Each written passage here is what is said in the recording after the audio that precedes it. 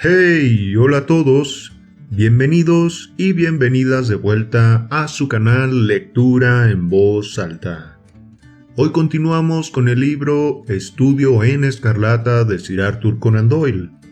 Ya en el primer capítulo nos enteramos cómo es que Watson y Holmes se conocen. Habían quedado de verse en el departamento de Baker Street. Acompáñenme a ver qué es lo que pasa. Pónganse cómodos. Comenzamos.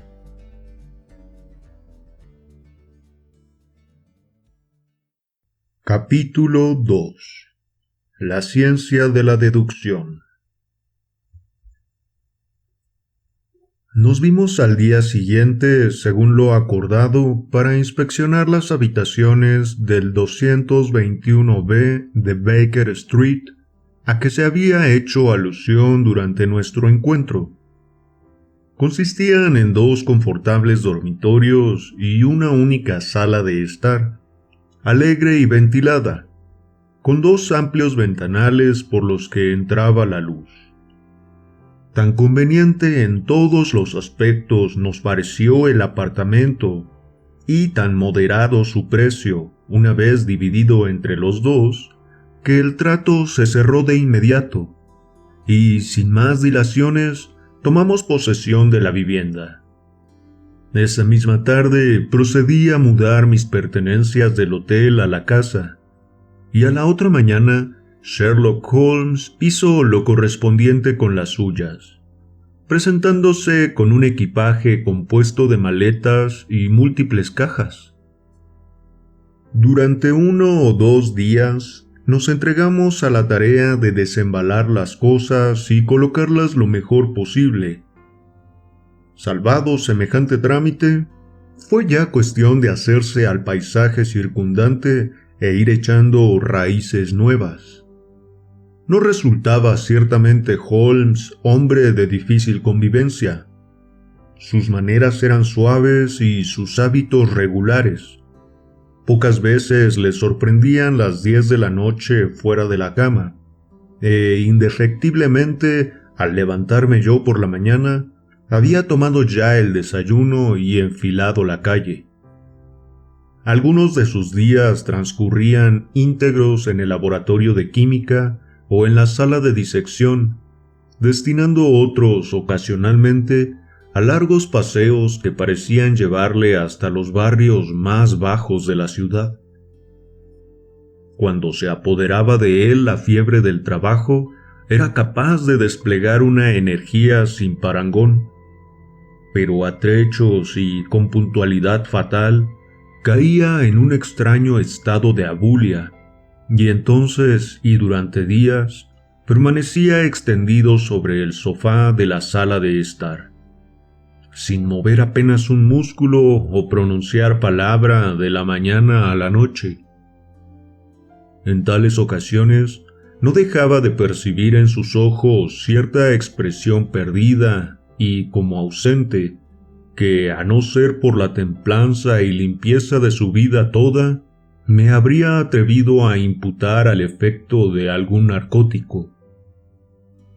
Conforme pasaban las semanas, mi interés por él y la curiosidad que su proyecto de vida suscitaba en mí fueron haciéndose cada vez más patentes y profundos. Su misma apariencia y aspectos externos eran a propósito para llamar la atención del más casual observador. En altura andaba antes por encima que por debajo de los 6 pies, aunque la delgadez extrema exageraba considerablemente esa estatura. Los ojos eran agudos y penetrantes, salvo en los periodos de sopor a que he aludido, y su fina nariz de ave rapaz le daba no sé qué aire de viveza y determinación. La barbilla, también prominente y maciza, delataba en su dueño a un hombre de firmes resoluciones. Las manos aparecían siempre manchadas de tinta y distintos productos químicos, siendo sin embargo de una exquisita delicadeza, como innumerables veces eché de ver por el modo en que manejaba Holmes sus frágiles instrumentos de física.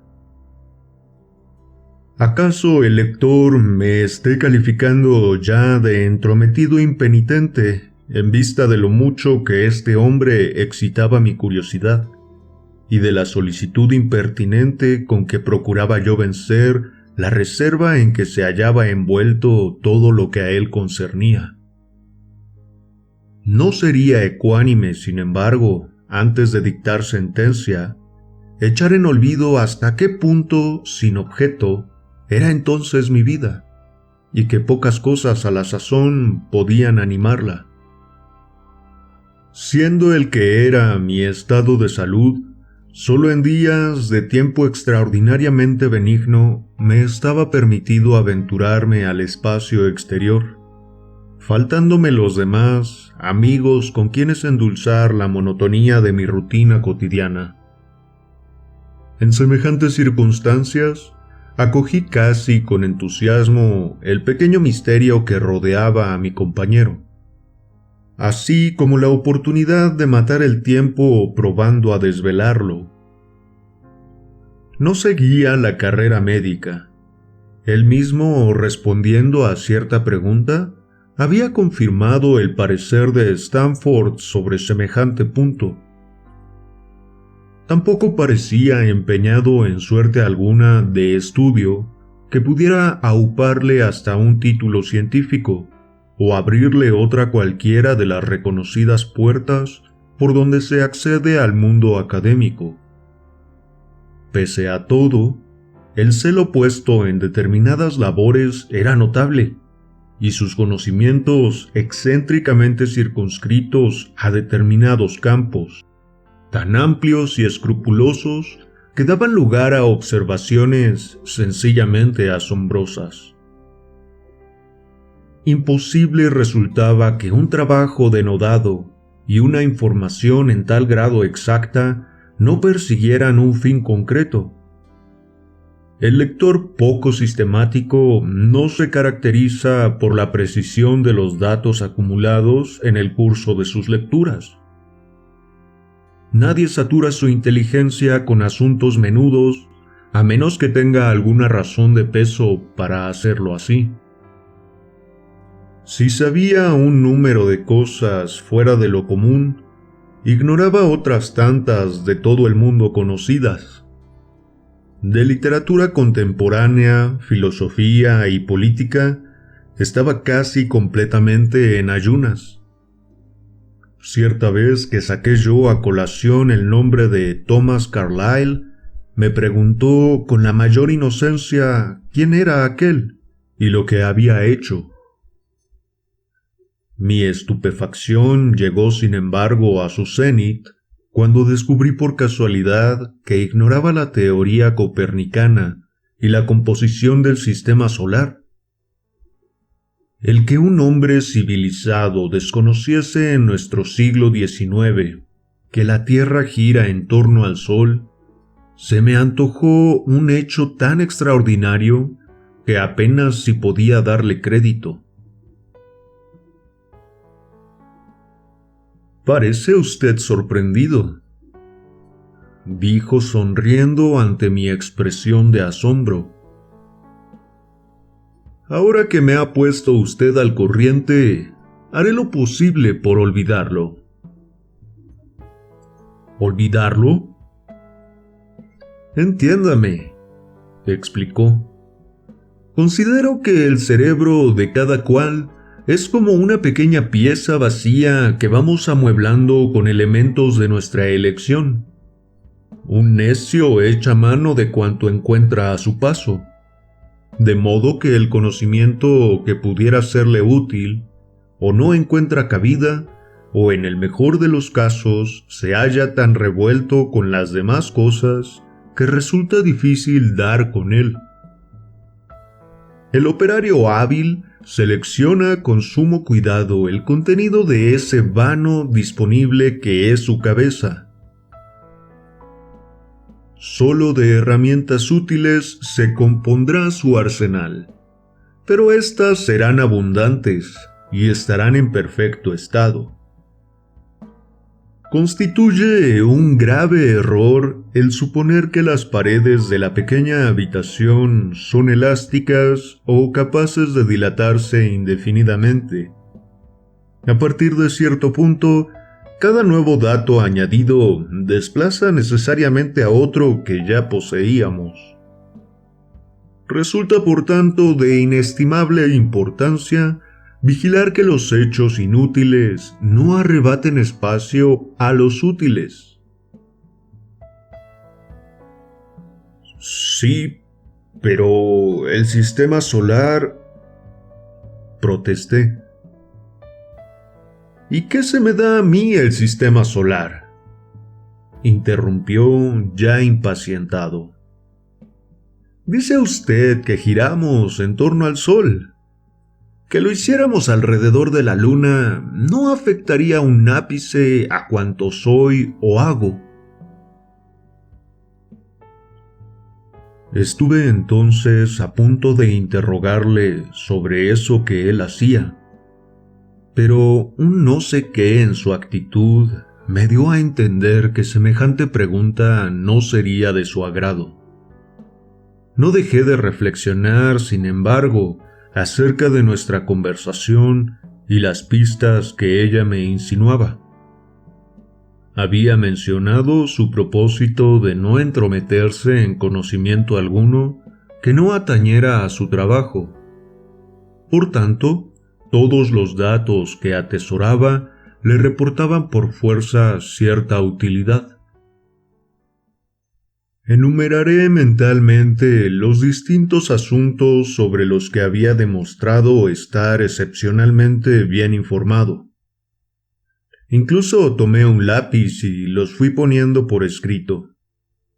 No pude contener una sonrisa cuando vi el documento en toda su extensión. Decía así: Sherlock Holmes, sus límites. Número 1. ¿Conocimientos de literatura? Ninguno. Número 2.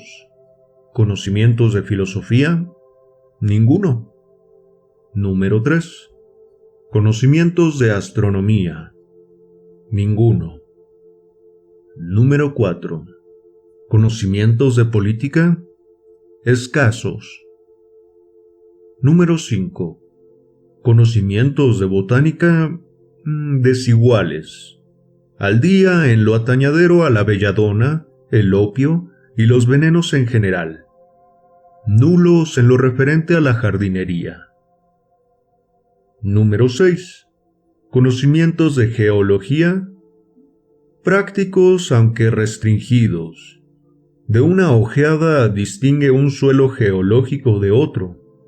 Después de un paseo me ha enseñado las manchas de barro de sus pantalones y ha sabido decirme, por la consistencia y color de la tierra, a qué parte de Londres correspondía cada una. Número 7.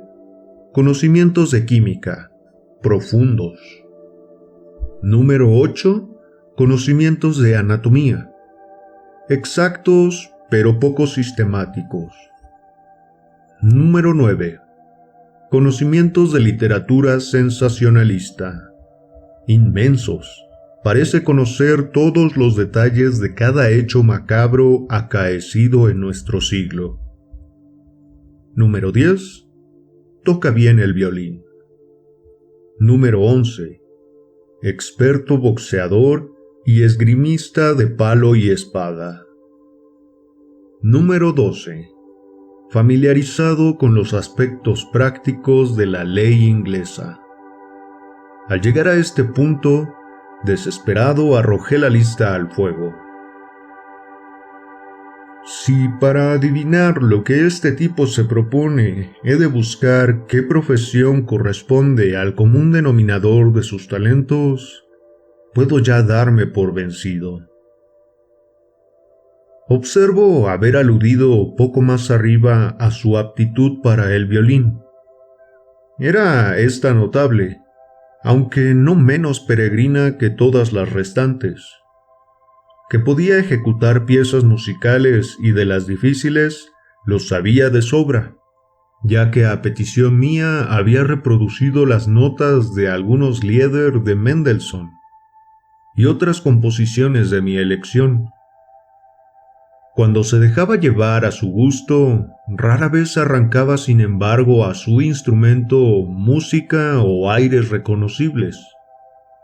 Recostado en su butaca durante toda una tarde, cerraba los ojos y, con ademán descuidado, arañaba las cuerdas del violín, colocado de través sobre una de sus rodillas. Unas veces las notas eran vibrantes y melancólicas, otras de aire fantástico y alegre. Sin duda, tales acordes reflejaban al exterior los ocultos pensamientos del músico, bien dándoles su definitiva forma, bien acompañándolos no más que con una caprichosa melodía del espíritu. Sabe Dios que no hubiera sufrido pasivamente esos exasperantes solos, a no tener Holmes la costumbre de rematarlos con una rápida sucesión de mis piezas favoritas, ejecutadas en descargo de lo que antes de ellas había debido oír. Llevábamos juntos alrededor de una semana sin que nadie apareciese por nuestro habitáculo, cuando empecé a sospechar en mi compañero una orfandad de amistades pareja a la mía. Pero, según pude descubrir a continuación, no solo era ello falso, sino que además los contactos de Holmes se distribuían entre las más dispersas cajas de la sociedad. Existía, por ejemplo, un hombrecillo de ratonil aspecto, pálido y ojimoreno, que me fue presentado como el señor Lestrade, y que vino a casa en no menos de 3 o 4 ocasiones a lo largo de una semana. Otra mañana, una joven elegantemente vestida fue nuestro huésped durante más de media hora. A la joven sucedió por la noche un tipo harapiento y de cabeza cana, la clásica estampa del buhonero judío, que parecía hallarse sobre ascuas y que a su vez dejó paso a una raída y provecta señora. Un día estuvo mi compañero departiendo con cierto caballero anciano y de melena blanca como la nieve. Otro recibió a un mozo de cuerda que venía con su uniforme de pana. Cuando alguno de los miembros de esta abigarrada comunidad hacía acto de presencia, solía Holmes suplicarme al usufructo de la sala y yo me retiraba entonces a mi dormitorio. Jamás dejó de disculparse por el trastorno que de semejante modo me causaba. «Tengo que utilizar esta habitación como oficina», decía, «y la gente que entra en ella constituye mi clientela. ¿Qué mejor momento para interrogarle a quemarropa? Sin embargo, me vi siempre sujeto por el recato de no querer forzar la confidencia ajena. Imaginé que algo le impedía dejar al descubierto ese aspecto de su vida, cosa que pronto me desmintió él mismo, yendo derecho al asunto sin el menor requerimiento por mi parte. Se cumplía, como bien recuerdo, el 4 de marzo, cuando, habiéndome levantado antes que de costumbre, encontré a Holmes despachando su aún inconcluso desayuno. Tan hecha estaba la patrona a mis hábitos poco madrugadores, que no hallé ni el plato aparejado ni el café dispuesto. Con la característica y nada razonable petulancia del común de los mortales, llamé entonces al timbre y anuncié muy cortante que esperaba mi ración. Acto seguido, tomé un periódico de la mesa e intenté distraer con él el tiempo mientras mi compañero terminaba en silencio su tostada. El encabezamiento de uno de los artículos estaba subrayado en rojo y a él, naturalmente, dirigí en primer lugar mi atención. Sobre la raya encarnada aparecían estas ampulosas palabras: el libro de la vida. Y a ellas seguía una demostración de las innumerables cosas que a cualquiera le sería dado deducir no más que sometiendo a examen preciso y sistemático los acontecimientos de que el azar le hiciese testigo. El escrito se me antojó una extraña mezcolanza de agudeza y disparate. A sólidas y apretadas razones sucedían inferencias en exceso audaces o exageradas. Afirmaba el autor poder adentrarse guiado de señales tan someras como un gesto, el estremecimiento de un músculo o la mirada de unos ojos, en los más escondidos pensamientos de otro hombre. Según él, la simulación y el engaño resultaban impracticables delante de un individuo avesado al análisis y a la observación. Lo que éste dedujera sería tan cierto como las proposiciones de Euclides. Tan sorprendentes serían los resultados que el no iniciado en las rutas por donde se llega de los principios a las conclusiones habría por fuerza de creerse en presencia de un auténtico nigromante. A partir de una gota de agua, decía el autor, cabría al lógico establecer la posible existencia de un océano Atlántico o unas cataratas del Niágara, aunque ni de lo uno ni de lo otro hubiese tenido jamás la más mínima noticia. La vida toda es una gran cadena cuya naturaleza se manifiesta a la sola vista de un eslabón aislado. A semejanza de otros oficios, la ciencia de la deducción y el análisis exige en su ejecutante un estudio prolongado y paciente, no habiendo vida humana tan larga que en el curso de ella quepa a nadie alcanzar la perfección máxima de que el arte deductivo es susceptible. Antes de poner sobre el tapete los aspectos morales y psicológicos de más bulto que esta miseria suscita, descenderé a resolver algunos problemas elementales.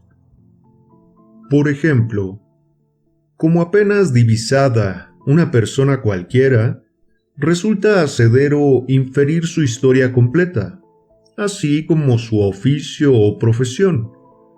Parece un ejercicio pueril y, sin embargo, afina la capacidad de observación, descubriendo los puntos más importantes y el modo como encontrarles respuesta. Las uñas de un individuo, las mangas de su chaqueta, sus botas, la rodillera de los pantalones, la callosidad de los dedos pulgar e índice, la expresión facial, los puños de su camisa, todos estos detalles, en fin, son prendas personales por donde claramente se revela la profesión del hombre observado. Que semejantes elementos, puestos en junto, no iluminen al inquisidor competente sobre el caso más difícil, resulta sin más inconcebible. «Valiente sarta de sandeces», grité, dejando el periódico sobre la mesa con un golpe seco. Jamás había leído en mi vida tanto disparate. «¿De qué se trata?», preguntó Sherlock Holmes. «De ese artículo», dije, apuntando hacia él con mi cucharilla mientras me sentaba para dar cuenta de mi desayuno. «Veo que lo ha leído, ya que está subrayado por usted. No niego habilidad al escritor, pero me subleva lo que dice. Se trata a ojos vista de uno de esos divagadores de profesión a los que entusiasma elucubrar preciosas paradojas en la soledad de sus despachos. Pura teoría. ¿Quién lo viera encerrado en el metro, en un vagón de tercera clase, frente por frente de los pasajeros, y puesto a la tarea de ir adivinando las profesiones de cada uno? Apostaría 1 a 1000 en contra suya. Perdería usted su dinero, repuso Holmes tranquilamente. En cuanto al artículo, es mío. ¿Suyo? Sí. Soy aficionado tanto a la observación como a la deducción. Esas teorías expuestas en el periódico y que a usted se le antojan tan quiméricas, vienen a ser en realidad extremadamente prácticas, hasta el punto que de ellas vivo. ¿Cómo? Pregunté involuntariamente. Tengo un oficio muy particular, sospecho que único en el mundo. Soy detective asesor. Verá ahora lo que ello significa. En Londres abundan los detectives comisionados por el gobierno, y no son menos los privados. Cada uno de ellos no sabe muy bien por dónde anda. Acude a mí, y yo lo coloco entonces sobre la pista. Suelen presentarme toda la evidencia de que disponen, a partir de la cual, y con ayuda de mi conocimiento de la historia criminal, me las arreglo decentemente para enseñarles el camino. Existe un fuerte aire de familia entre los distintos hechos delictivos, y si se dominan a la menuda los 1000 primeros, no resulta difícil descifrar el que completa el número 1001. Lestrade es un detective bien conocido.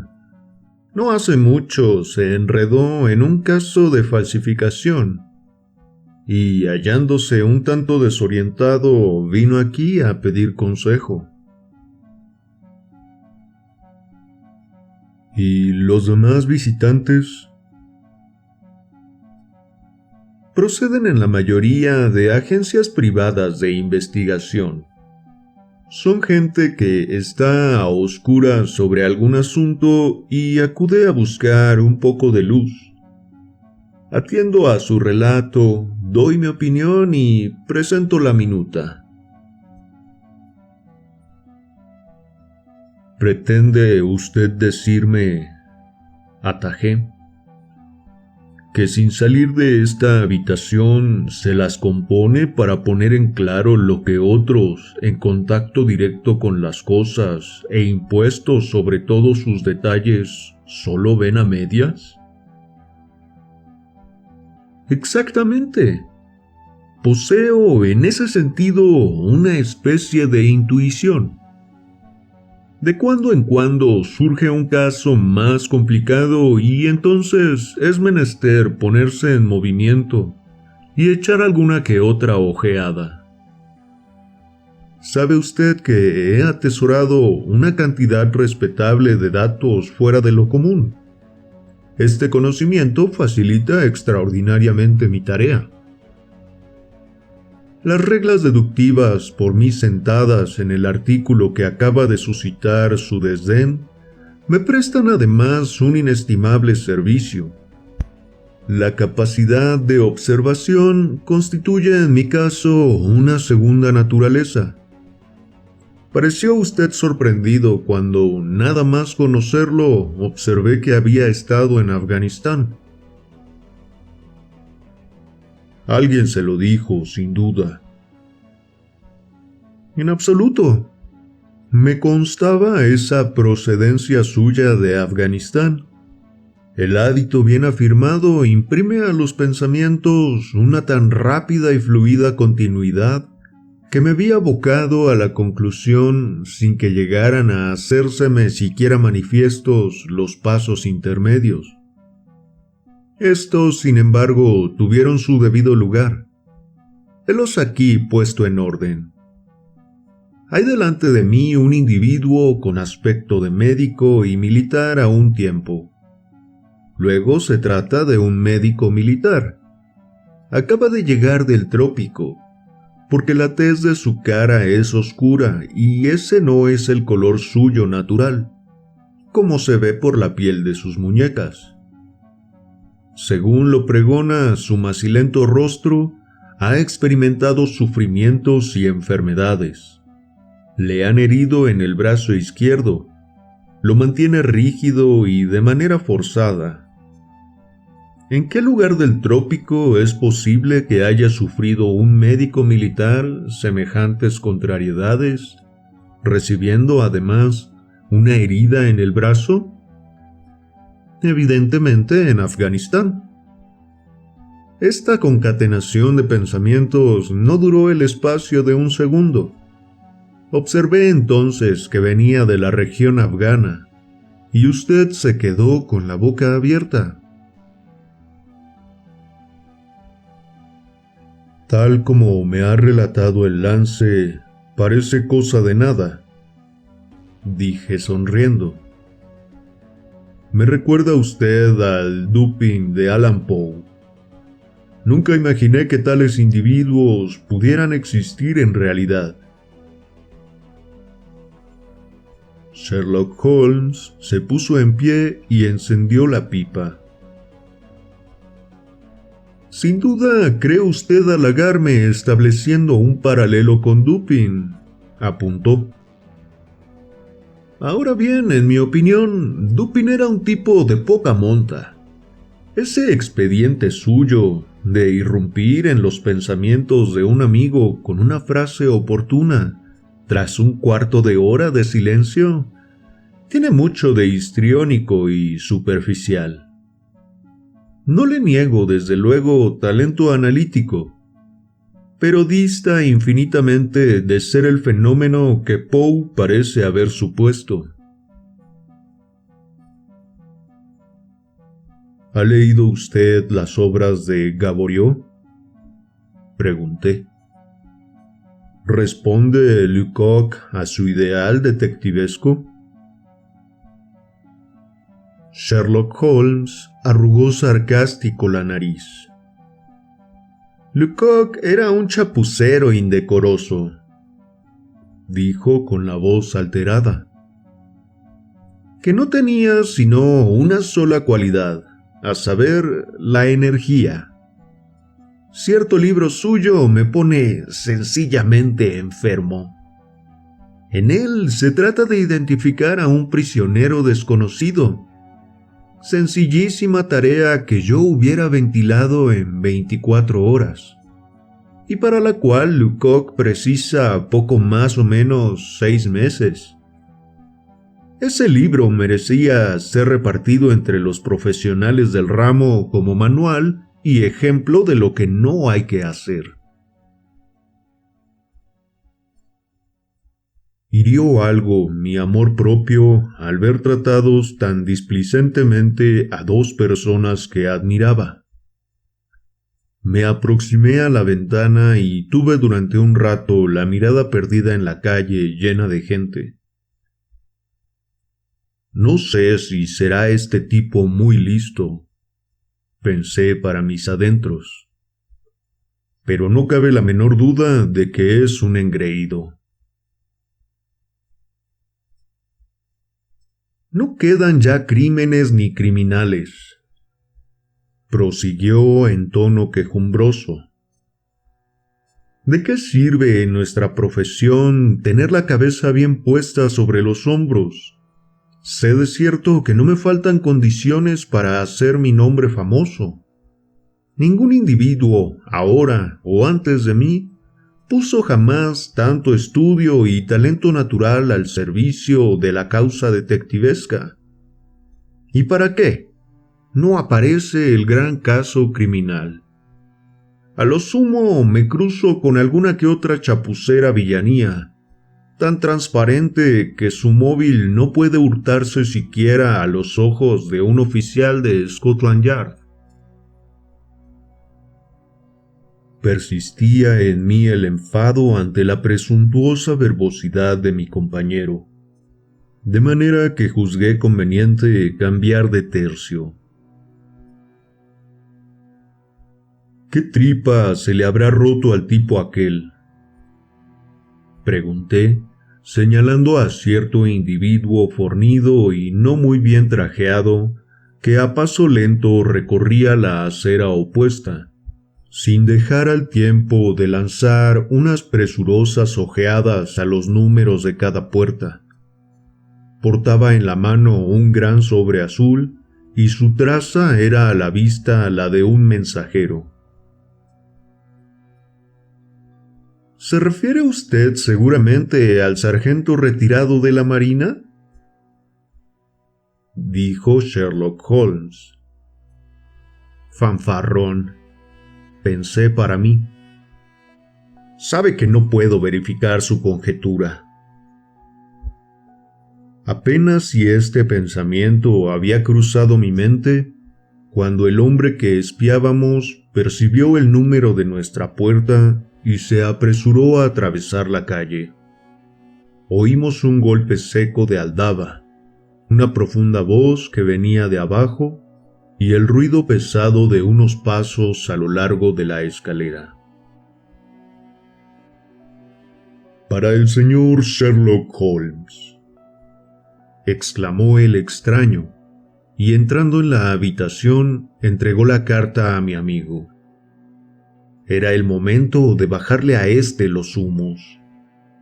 ¿Quién le hubiera dicho al soltar aquella andanada en el vacío que iba a verse de pronto en el brete de hacer la buena? Pregunté entonces con mi más acariciadora voz. «Buen hombre, ¿tendría usted la bondad de decirme cuál es su profesión?» «Ordenanza, señor», dijo con un gruñido. «Me están arreglando el uniforme». «¿Qué era usted antes?», inquirí mientras miraba maliciosamente a Sherlock Holmes con el rabillo del ojo. «Sargento, señor. Sargento de Infantería Ligera de la Marina Real». «¿No hay contestación?» «Perfectamente, señor». Y juntando los talones, saludó militarmente y desapareció de nuestra vista.